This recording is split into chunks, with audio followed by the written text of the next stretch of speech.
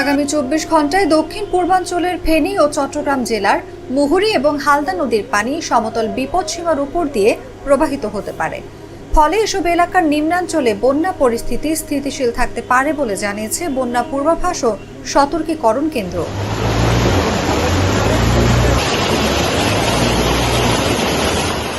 সংস্থাটির নির্বাহী প্রকৌশলী সর্দার উদয় রায়হান জাগো নিউজকে বলেন, ফেনী, কুমিল্লা, নোয়াখালীতে এ বন্যা আকস্মিক।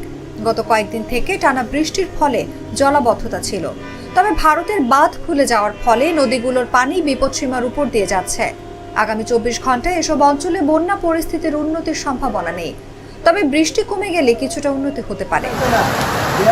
তিনি বলেন, আবহাওয়া সংস্থাগুলোর তথ্য অনুযায়ী আগামী 24 ঘন্টায় দেশের দক্ষিণ পূর্বাঞ্চল ও তৎসংলগ্ন উজানে মাঝারি থেকে ভারী বৃষ্টির পূর্বাভাস রয়েছে। ফলে এ সময় এই অঞ্চলের মুহুরী, ফেনী, হালদা, সাঙ্গু, মাতামুহুরী ও গোমতী নদীর পানি সামগ্রিকভাবে স্থিতিশীল থাকতে পারে। এক বিজ্ঞপ্তিতে বন্যা পূর্বাভাস ও সতর্কীকরণ কেন্দ্র জানিয়েছে, আগামী 24 ঘন্টায় পূর্বাঞ্চল